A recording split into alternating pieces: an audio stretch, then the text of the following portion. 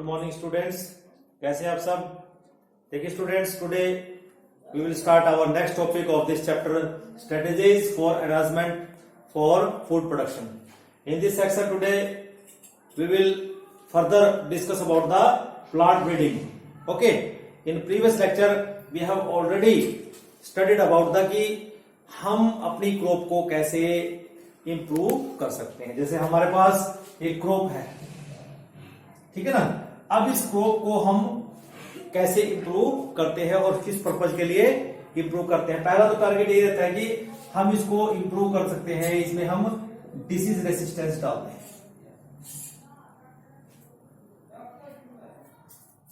एक बात फिर हम कहते हैं कि हमारी क्रॉप के अंदर क्या हो, इससे हमें हाई यील्ड मिले। क्या मिले? हाई यील्ड इससे हमें मिले। नेक्स्ट हमारे पास आता है कि हमारे पास ये जो क्रॉप हो इसका टॉलरेंस बहुत ज्यादा हो, कि जो डिफरेंट हमारे पास कंडीशंस आती हैं, क्लाइमेटिक कंडीशन आती है, उसमें इसका टॉलरेंस हो। अब टॉलरेंस कैसा हो सकता है कि जैसे अबायोटिक फैक्टर्स जो होते हैं, जिसमें हम ड्रोट को ले सकते हैं, ठीक है ना, इसमें हम सैलिनिटी को ले सकते हैं, इसमें हम टेम्परेचर को ले सकते हैं, ठीक है ना। उसके बाद अगर हम कहते हैं कि हमारे पास अच्छी यील्ड हो क्रॉप की, गुड यील्ड,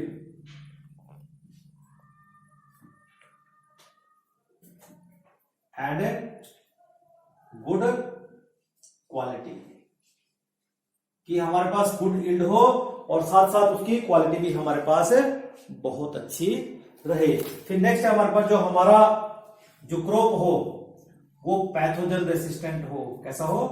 पैथोजन रेसिस्टेंट, कि पैथोजन को रेसिस्ट करे। पैथोजन क्या होंगे? जैसे हमारे पास उसमें फंगस हो सकता है, बैक्टीरिया हो सकता है, या हमारे पास वायरस हो सकता है। देखिए स्टूडेंट्स, ये प्रीवियस सेक्शन में ये सारी चीजें हमने डिस्कस कर ली है, लेकिन आज इस सेक्शन में हमारा जो मेन टॉपिक रहेगा वो हम डिसीज रेसिस्टेंस के ऊपर फोकस करेंगे, कि हम एक क्रॉप के अंदर डिसीज रेसिस्टेंस कैसे डेवलप कर सकते हैं, how this resistance can be develop. इसके लिए हम प्लांट ब्रीडिंग करेंगे। लेकिन जब हम प्लांट ब्रीडिंग करेंगे तो हमें इन चीजों का ध्यान रखना पड़ेगा कि सबसे पहले हमें देखना होगा कि डिसीज है क्या, क्योंकि हमें ये देखना होगा कि डिसीज को कॉजेटिव एजेंट क्या है, किस तरह से वो डिसीज हो सकती है, क्या क्या सर्कमस्टांसेस आ सकती हैं। देखिए, जब भी हम एक डिसीज की बात करते हैं, ये एक अनहेल्दी कंडीशन है। कैसी कंडीशन है? Unhealthy condition of plant, due to which क्या हो जाता है कि जो प्रोडक्शन है इट डिक्रीजेस। आफ्टर दैट अगर रहती कि अब जो कंडीशन ऐसी हो गई, अनहेल्दी कंडीशन हो गई, तो इट प्रोड्यूस्ड ड्यू टू किसके कारण हो सकती है? क्या तो जो न्यूट्रिएंट्स हैं वो प्रॉपर नहीं है, मींस डिफेक्टिव न्यूट्रिएंट्स, कि जो न्यूट्रिएंट्स हैं दे आर डिफेक्टिव। नेक्स्ट हो सकता है defective, what do you call it, is heredity, defective heredity. Heredity का मतलब बच्चे यहां पे होता है कि जो पेरेंटल जीनोम है उसके अंदर ही कोई कमी हो, कोई डिफेक्ट हो। और उसके बाद आता है हमें अनफेवरेबल कंडीशन,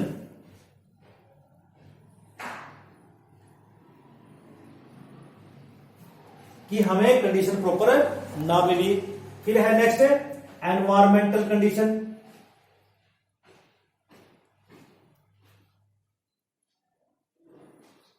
एनवायरमेंट हमें प्रॉपर ना मिले। और लास्ट में आ जाएगा कोई इन्फेक्शन यदि हो जाए। तो ये कुछ फैक्टर्स हैं which leads to a particular disease. लेकिन जब हम इन्फेक्शन की बात करते हैं, इन्फेक्शन काज कौन करता है? As you know very well, infection cause करता है इन्फेक्शियस एजेंट। कौन काज करेगा? Infectious agent.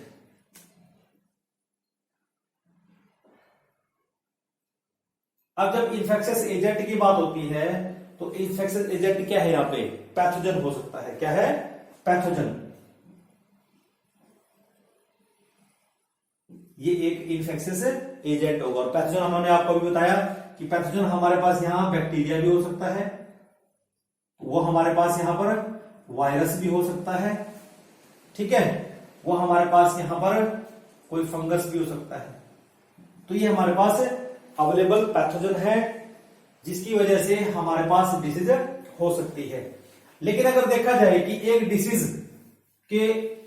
काज होने के लिए यहां पर 3 फैक्टर अवेलेबल है कि हमारे पास कि जो जीनोटाइप है, पैथोजन का जीनोटाइप क्या है उसके ऊपर भी निर्भर करेगा, ठीक है ना। और हमारे पास जो इंडिविजुअल प्लांट है कि प्लांट या जो इंडिविजुअल की हम बात कर रहे हैं, जो हम बात कर रहे हैं मीन्स ये होस्ट हो जाएगा, क्योंकि अटैक तो इसी के ऊपर होना है, तो इसका होस्ट का जो जीनोटाइप होगा इसके ऊपर भी निर्भर करेगा। नेक्स्ट निर्भर करेगा एनवायरमेंटल फैक्टर्स के ऊपर कि एनवायरमेंट कैसा है, किस तरह का एनवायरमेंट है, इसके ऊपर निर्भर करेगा। इसका मतलब क्या हुआ कि ये कंडीशन कुछ ऐसी हो जाएगी कि ये एक दूसरे के ऊपर ऐसे निर्भर करेंगे। Means these are the 3 factor, that is the host genotype, that is pathogen genotype and the environment. These are the 3 factors which are responsible for the cause of the particular disease, ठीक है ना। फिर बात करते हैं कि अब resistance है क्या, क्यों?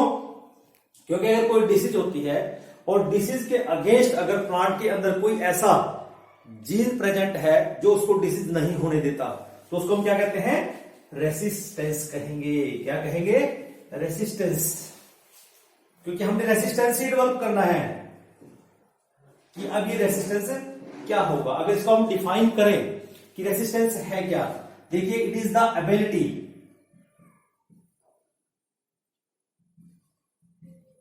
Of individual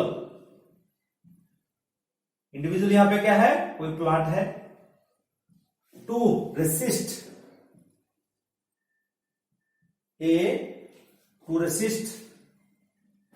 any kind of infection, ठीक है। जैसा हम कहते हैं कि हमारे पास कोई डिसीज रेसिस्टेंट ऐसी वैरायटी है, उसको हम ऐसी जगह पे उगा देते हैं जहां पर जो नॉर्मल वैरायटी है it will easily get disease. इसका मतलब क्या हुआ कि हमारे पास जो डिसीज रेसिस्टेंट वैरायटी है वहां पर वो कैपेबल है, उसके अंदर एबिलिटी है, वहां पर वो डिसीज नहीं हो सकती। उसको हम क्या कहते हैं? रेसिस्टेंस। उसका हम बोलेंगे, क्या बोलेंगे? रेसिस्टेंस। उसके बाद अगर हम बात करें रेसिस्टेंट की, कि जो प्लांट है उसके अंदर रेसिस्टिविटी है, एबिलिटी है, उस कैपेबिलिटी को हम क्या बोलते हैं? रेसिस्टेंट। और फिर थर्ड आ जाता है हमारे पास ससेप्टिबिलिटी।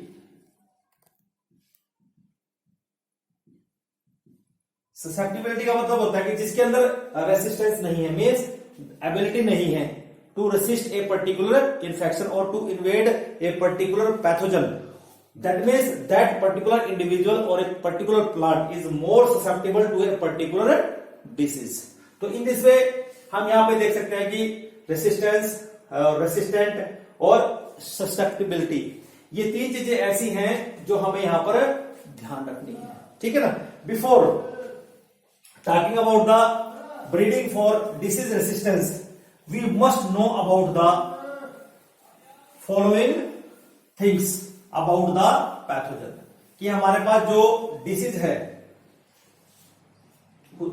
है उसके बारे में हमें पता होना चाहिए। We must know something about the disease, that is उसका पहला हमें कॉजेटिव एजेंट पता होना चाहिए। Causative agent should be known, क्योंकि हम कर क्या रहे, हम डिसीज रेसिस्टेंस के लिए जा रहे हैं कि हम अपनी क्रॉप के अंदर डिसीज रेसिस्टेंस डेवलप करना चाह रहे हैं। तो उसके लिए हमें पहले जानकारी होनी चाहिए कि ये पर्टिकुलर डिसीज है, उसका कॉजेटिव एजेंट ये है। सेकंड हम वहां पर देखेंगे कि उसका मोड ऑफ ट्रांसमिशन क्या है, इसकी भी हमें जानकारी होना जरूरी है कि जो डिसीज हो रही है कि वो डिसीज का ट्रांसमिशन कैसे होगा, कि वो एयर के थ्रू होगी या सोइल के थ्रू होगी या वो वाटर के थ्रू होगी, ठीक है ना। फिर हम ये देखेंगे कि हमारे पास कुछ सम फंगल डिसीज है, जैसे हमें पता होना चाहिए ना, जैसे फंगल डिसीज है, आपको पता होना चाहिए ये कैसे होती है फंगल डिसीज। जैसे हमारे पास इसमें आती है brown rust, brown rust of wheat इसमें आती है हमारे पास। जानकारी की बात करें तो हमें ब्राउन रस्ट पता होना चाहिए कि ये व्हीट में लगती है।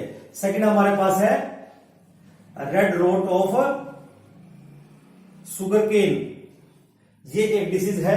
नेक्स्ट है लेट ब्लाइट ऑफ पोटैटो। ये 3 डिसीज हैं जो कैसी हैं, फंगल डिसीज हैं। ठीक है, उसके बाद नेक्स्ट आती है हमारे पास बैक्टीरियल डिसीज। कौन सी डिसीज है, बैक्टीरियल डिसीज है। इसमें आ जाता है हमारे पास ब्लैक रोट ऑफ क्रूसीफर, जो हमारे पास क्रूसीफर्स है उनके अंदर ये होता है। और तीसरा इसका एग्जांपल है हमारे पास सिट्रस कैंकर, क्योंकि आप देखते हो ना नींबू का पेड़ देखते हो, सिट्रस, उसके जब हम नींबू लगता है उसमें लेमन लगता है तो उसमें कुछ कैंकर्स पड़ जाते हैं, मीन्स उसका जो सरफेस है वो स्मूथ ना होके वो रफ हो जाता है। कैसे कि अगर ये आपके पास एक लेमन है, लेमन के ऊपर इस तरह से स्केल्स आ जाते हैं जो पॉइंटेड होते हैं, जिसको हम क्या बोलते हैं, सिट्रस कैंकर बोलते हैं। इसका मतलब जो है कि वो एक बैक्टीरियल इन्फेक्शन है। उसके बाद देखिए हमारे पास कुछ वायरल डिसीज हो सकती हैं। जो वायरल डिसीज होगी उसमें टोबैको मोज़ेक वायरस हमारे पास है, टोबैको मोज़ेक वायरस, ठीक है ना। टर्निप मोज़ेक वायरस, ये हमारे पास कुछ डिसीज है और उसके हमारे पास कॉजेटिव एजेंट है। तो इस तरह से हमारे पास जब हम ब्रीडिंग करेंगे, किस पर्पज के लिए, डिसीज रेसिस्टेंस के लिए हम ब्रीडिंग के लिए जाएंगे, तो हमारे पास इस इंफॉर्मेशन का होना बहुत जरूरी है। और अगर हम कहें कि एक सक्सेसफुल ब्रीडर्स के लिए, एक सक्सेसफुल ब्रीडिंग के लिए हमारे पास जो ब्रीडिंग है वो 2 फैक्टर्स के ऊपर डिपेंड करती है। Successful breeding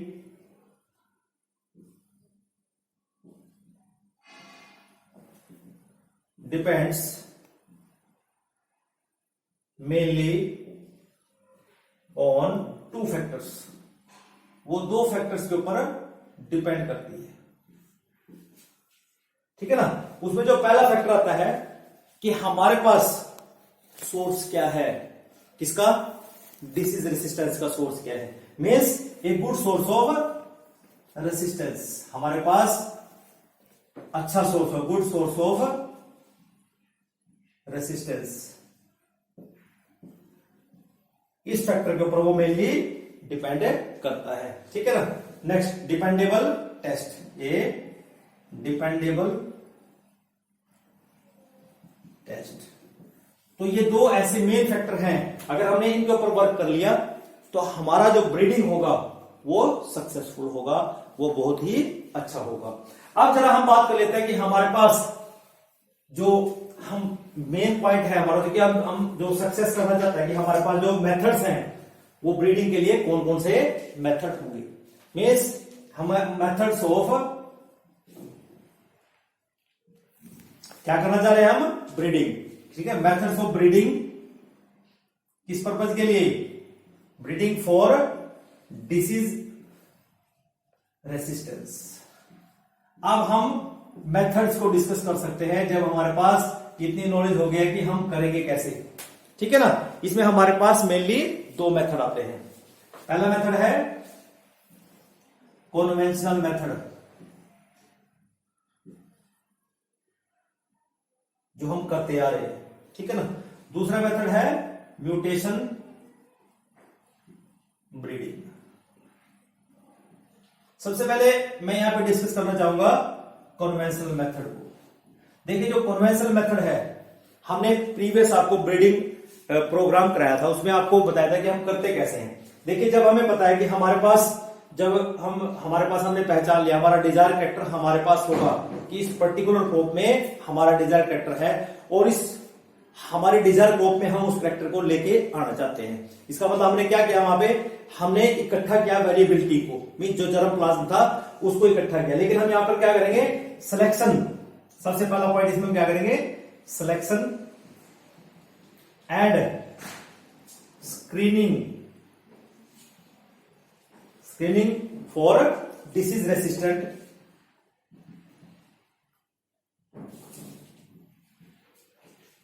variety. हम सिलेक्शन करेंगे डिफरेंट वैरायटी से कि किस क्रॉप के अंदर डिसीज रेसिस्टेंस है, किसके अंदर नहीं है, और उनमें से हम स्क्रीन आउट कर लेंगे। अच्छे अच्छे जो वैरायटीज होंगी जिनके अंदर डिसीज रेसिस्टेंस होगा उसको हम चूज कर लेंगे। सेकंड फिर हमारे पास आएगा हाइब्रिडाइजेशन, हम उसका करेंगे। क्या करेंगे? Hybridisation of the selected parents. हमने क्या किया अब कि जो हमारे पास स्क्रीनिंग करके हमारे पास डिफरेंट वैरायटीज आई थी, उन वैरायटीज में हमने चूज कर लिया कि हाँ हमारा ये डिजायर्ड कैरेक्टर है, ये डिसीज रेसिस्टेंट है, हमने इसको इस क्रॉप में लेके आना है। तो अब हम क्या करेंगे, उन दोनों क्रॉप्स को हाइब्रिडाइज कर देंगे। ठीक है ना। अब जो तीसरा स्टेप रहेगा यहाँ पे वो है selection and evaluation of the hybrids. Selection and evaluation of hybrid, कि जब हमने पेरेंट्स को क्रॉस किया, मीन्स पॉलिनेट किया आर्टिफिशियली, तो हमारे पास उससे हाइब्रिड आएगा, क्योंकि जो हाइब्रिड प्रोजेनीज आएंगी वो बहुत सारी आएंगी। उनमें से जो बेस्ट है, जिसके अंदर हमारा डिजायर्ड कैरेक्टर है, जो डिसीज रेसिस्टेंस के लिए हम जा रहे हैं, वो उसके अंदर प्रेजेंट है, तो हम उसको क्या कर लेंगे, सिलेक्ट कर लेंगे और उसको इवेल्युएट करके उससे सेपरेट कर लेंगे। आफ्टर दैट नेक्स्ट हमारे पास आएगा फोर्थ स्टेप में, हम इसमें करते हैं, हम टेस्टिंग करेंगे कि हम उसको टेस्टिंग के लिए क्या करेंगे। अब हम उसमें वो कंडीशन दे के देखेंगे कि उसके अंदर वो रेसिस्टेंस है या नहीं, जिसमें एक नॉर्मल प्लांट को डिसीज लग जाती है। ठीक है ना। हम वहां पर उसको उगाएंगे, दोनों तरह के प्लांट उगाएंगे। एक नॉर्मल प्लांट है जिसके अंदर डिसीज रेसिस्टेंस है, और एक वो है जिसके अंदर डिसीज रेसिस्टेंट जीन प्रेजेंट नहीं है। दोनों को हम उस सिमुलेटेड कंडीशन में उगाएंगे। तो नॉर्मली वहां पर देखा जाएगा जिसके अंदर डिसीज रेसिस्टेंस होगा वो वहां पर डिसीज नहीं होगी। इसका मतलब कि अब उसकी टेस्टिंग हो गई है। फिर उसके बाद देखेंगे, इवेल्युएट करेंगे, टेस्टिंग इवेल्युएशन। फिर उसको हम दोबारा से डिफरेंट रीजन में हम उसको उगा के देखेंगे क्या डिफरेंट रीजन में भी वो सेम रिजल्ट मिलते हैं। और उसके बाद हम थर्ड स्टेप वहां पे करते हैं रिलीज, और इसके बाद हमारे पास जो वैरायटीज तैयार होती है उसको हम रिलीज करते हैं, उसको वैरायटी को हम आगे मार्केट में भेज देते हैं। देखिए बेटे, अब हमारे पास मैंने एक टेबल यहां पे बनाई है, it is already given in your NCERT book. Okay, you can learn these varieties which we were developed from this conventional method technology. Okay, इसमें देखिए जरा, मैंने ऊपर क्रॉप्स के नाम लिखे हैं, यहाँ पर वैरायटी लिखी है, यहाँ पर resistance to a particular disease.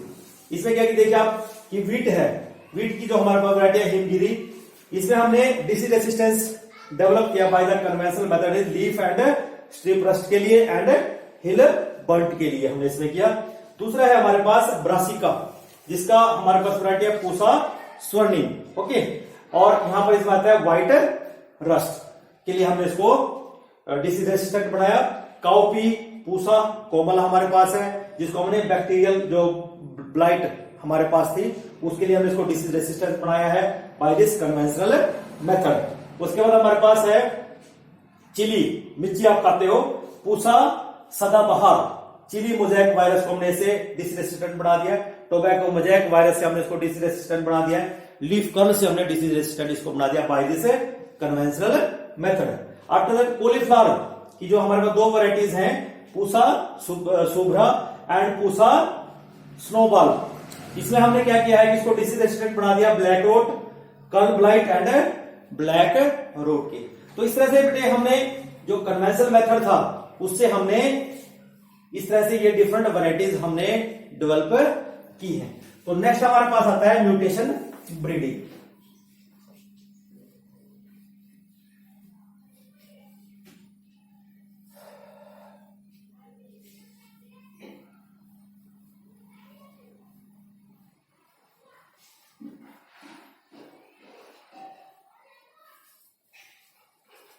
देखिए, सबसे पहले तो जब हम म्यूटेशन ब्रीडिंग की बात कर रहे हैं यहां पे हमें यह पता होना चाहिए कि म्यूटेशन है क्या, कि किसको म्यूटेशन कहते हैं।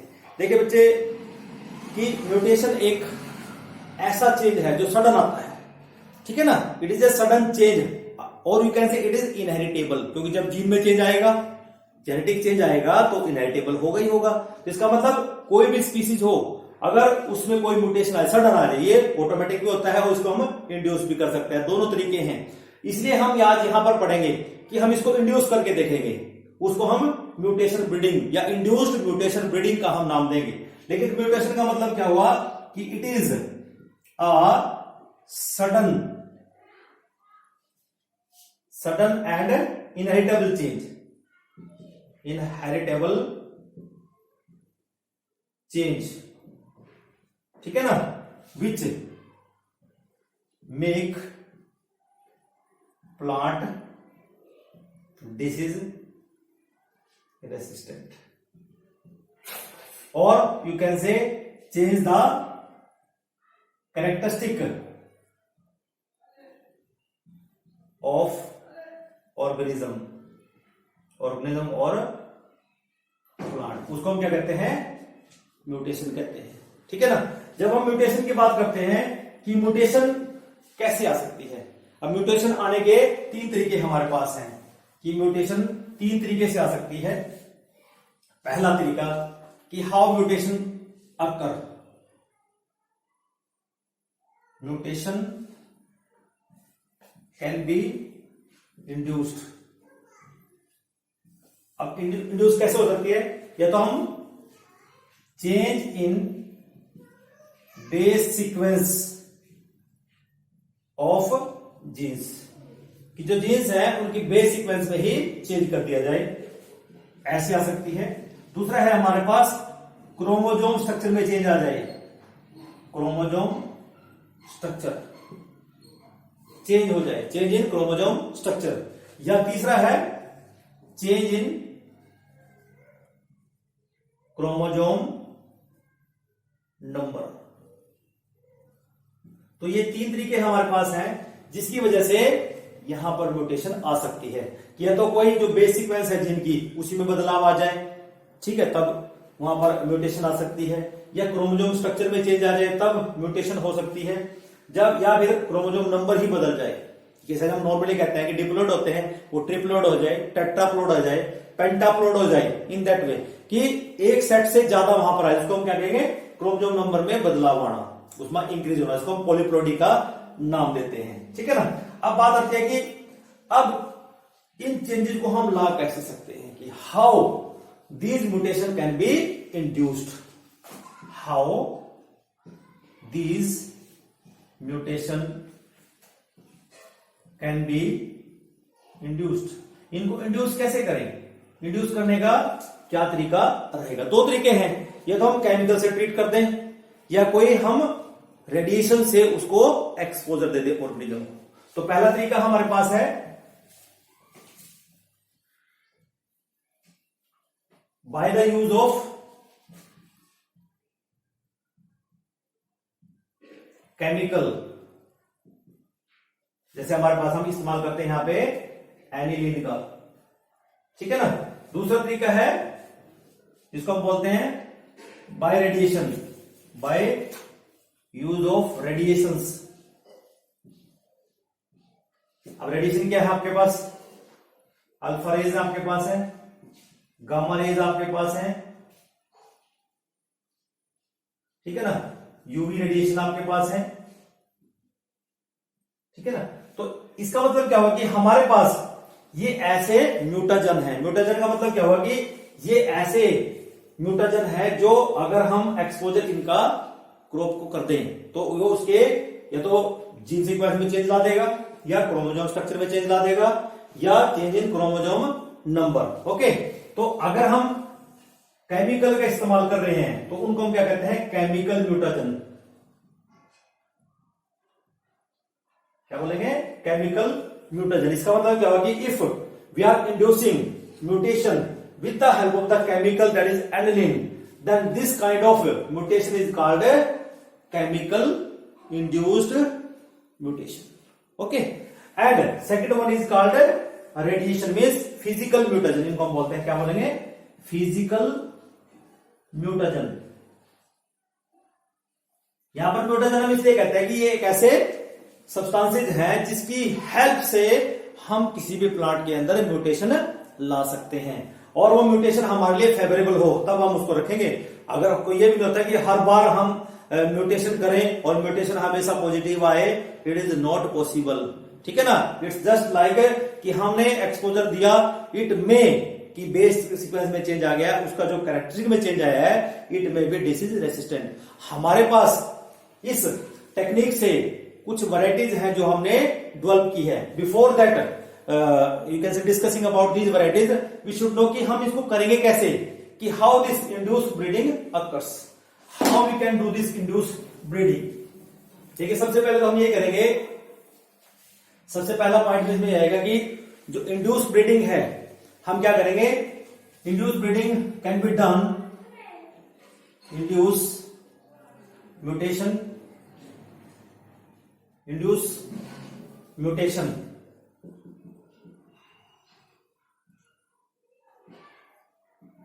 breeding can be done in selected parents in several ways। वो तरीके क्या रहेंगे कि एक तो हमारे पास इसमें तरीका है, हमारे पास soma clonal variation, soma clonal variation.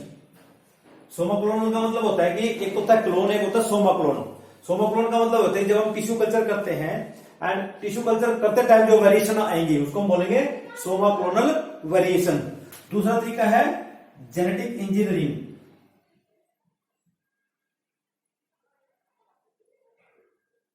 कि जेनेटिक इंजीनियरिंग से हेल्प से हम क्या करें, रिकम्बिनेंट बना दें। कैसे करेंगे कि हमें पता है कि इस पर्टिकुलर वैरायटी की एक दूसरी वैरायटी है जिसके अंदर डिसीज रेसिस्टेंट जीन है, हम क्या करेंगे, वो डिसीज रेसिस्टेंट जीन को उस क्रॉप में से निकाल लेंगे और उसकी अपनी डिजायर्ड क्रॉप के अंदर उसको इंड्यूस करेंगे। इसका मतलब हमें पहले रिकम्बिनेंट डीएनए बनाना पड़ेगा। तो यहां पर ये जेनेटिक इंजीनियरिंग की हेल्प से हम यहां पर इंड्यूस म्यूटेशन ला सकते हैं, ठीक है ना। तो नेक्स्ट आता है, फिर हम क्या करेंगे, सेकंड स्टेप वही आएगा। हम सेकंड स्टेप में क्या करेंगे, अब evaluation and selection of the disease resistant plant.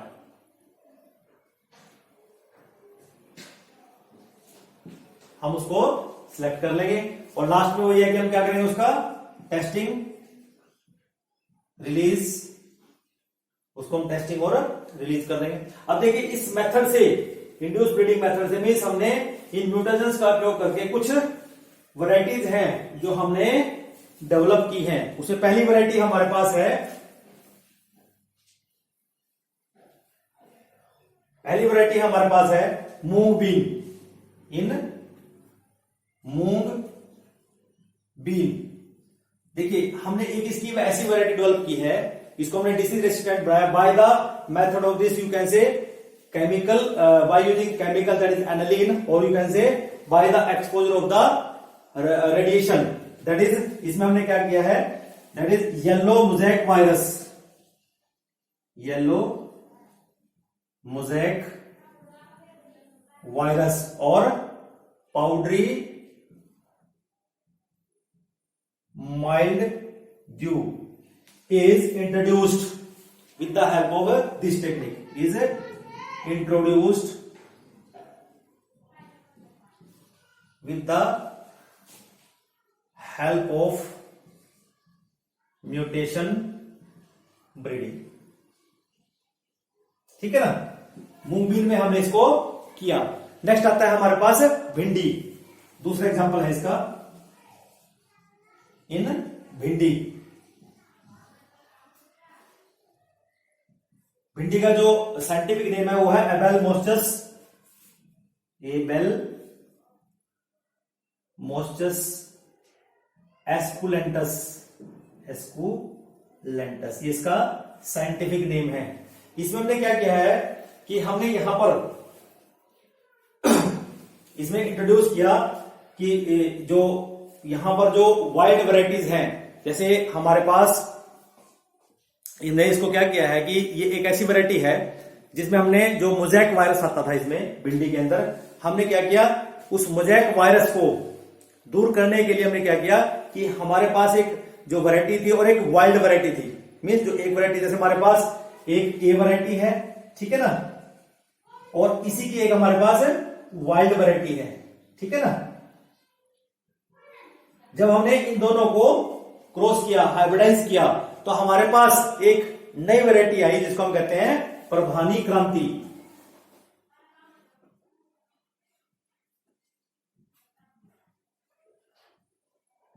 तो इस तरह से हमने क्या किया कि यहां पर इसमें जो मोज़ेक वायरस था, कौन सा था, मोज़ेक वायरस था, that we have developed in this Parbhani Kranti. Okay, next today we will discuss more about the how to develop disease resistant against the paste.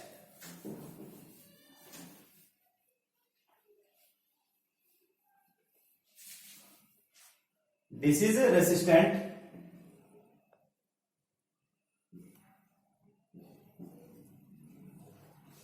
against pest। शुरू कर दिया। पेस्ट, देखिए स्टूडेंट्स, सबसे पहले तो ये जान लीजिए कि पेस्ट है क्या। पेस्ट का मतलब होता है, पेस्ट तो एक इंसेक्ट ही है। क्या है ये? इंसेक्ट होता है। कि आप जैसे ग्रासहोपर की बात करते हैं, वो इंसेक्ट होता है। लेकिन इंसेक्ट पेस्ट कैसे बन जाता है? जब उनका जो डिस्ट्रक्शन है, मीन्स इनका जो इन्फेस्टेशन है, infestation in crop field increases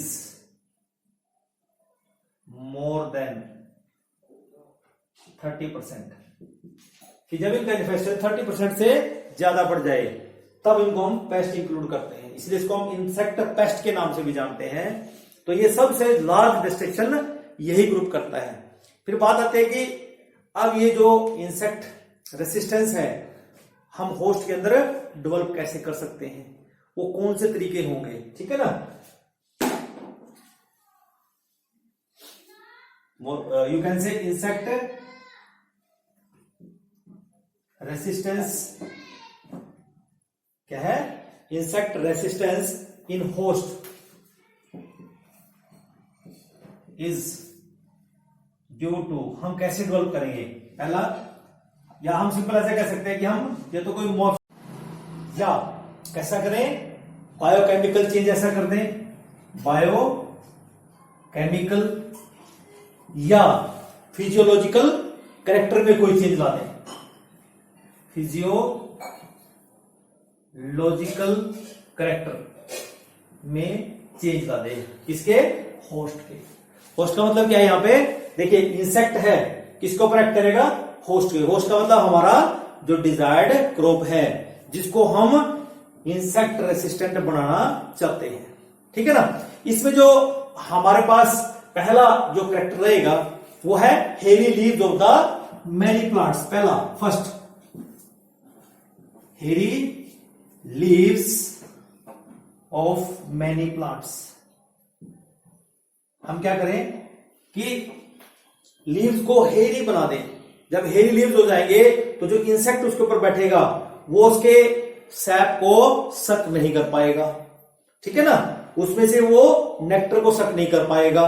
तो इसलिए हम क्या कर सकते हैं, इस हेरी लीव्स को हम यहां पर डेवलप कर सकते हैं अपने होस्ट प्लांट के अंदर। और हमने यहां पर एग्जांपल के साथ हम कर सकते हैं, resistance we have developed in jassid. Example है हमारे पास, रेसिस्टेंस डेवलप्ड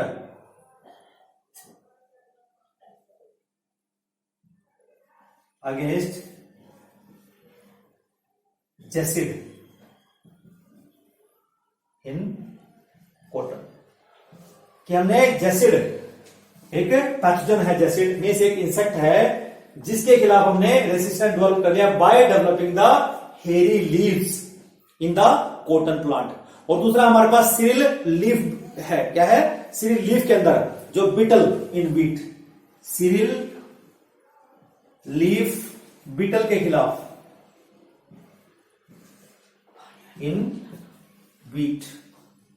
ये दो बहुत बड़ी एग्जांपल हैं जो हमने इंसेक्ट रेसिस्टेंस बनाए हैं। क्यों? क्योंकि हमने क्या किया, इन वैरायटीज के अंदर हमने हेरी लीव्स को डेवलप कर दिया है।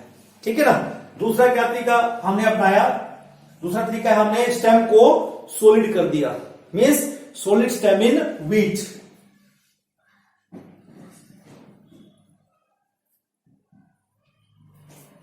कि हम ये देख रहे थे कि हमारा जो स्टेम है, हमारा जो होस्ट प्लांट है, उसका स्टेम बड़ा सॉफ्ट है, और जो सॉफ्ट है तो हमें पता है कि जो सॉफ्ट फ्लाई है, क्या है, जो सॉफ्ट फ्लाई है वो इजीली क्या करती है, उसको बोर कर देती है, उससे सैप को सक कर लेती है, जिससे क्या होगा कि हमारा स्टेम वीक पड़ जाता है और हमारी जो क्रॉप है, यील्ड है, वो हमारी डाउन हो जाती है। लेकिन अब जैसे हमने सॉलिड स्टेम को बनाया, it is non preferred by this so fly. इसने इसको प्रेफर ही नहीं किया।